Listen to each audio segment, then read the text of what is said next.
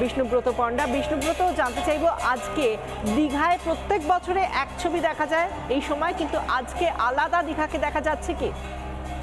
আমি দেখানোর চেষ্টা করব যে 108টি কিন্তু কলস এসেছে।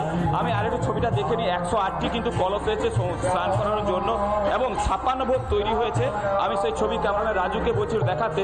আজকে প্রচুর বৃষ্টি, সেই জায়গায় তুমি দেখতে পাচ্ছ যে 108টি কিন্তু কলসি, যেখানে বিভিন্ন জায়গা থেকে নদীর জল কিন্তু আনা হয়েছে।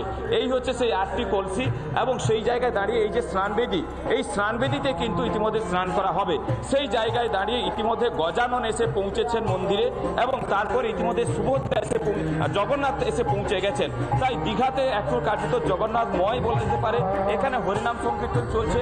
আমরা একটু ছবি দেখানোর চেষ্টা করব, তারপর রাধারমণের সঙ্গে একটু কথা বলার চেষ্টা করব, যিনি দায়িত্বে রয়েছেন এখানে। তুমি এই মুহূর্তে দেখছো চামরকরণ চলছে, জগন্নাথ দেব এসে পৌঁছে গেছেন। এখানে হরিনাম সংকীর্তন চলছে, আমি সেই ছবি একটু দেখানোর চেষ্টা করছি। এখানে কিন্তু স্কুল ধর্মাবলম্বী যারা মানুষ রয়েছেন তারা হরিনাম সংকীর্তন করছেন এবং এই যে মূল উদ্যোক্তা যিনি রাধারমণ বাবু রয়েছেন, আমরা তার সঙ্গে দেখার চেষ্টা করবো। এই মুহূর্তে কিন্তু পুজো চলছে ইতিমধ্যে 108টি। একদমই, আমরা সেই ছবি দীঘা থেকে দেখতে পেলাম। আজকে অন্যতম একটা আকর্ষণ এই দীঘার জগন্নাথ মন্দির। আমাদের সঙ্গে ছিলেন আমাদের প্রতিনিধি বিষ্ণুব্রত পণ্ডা।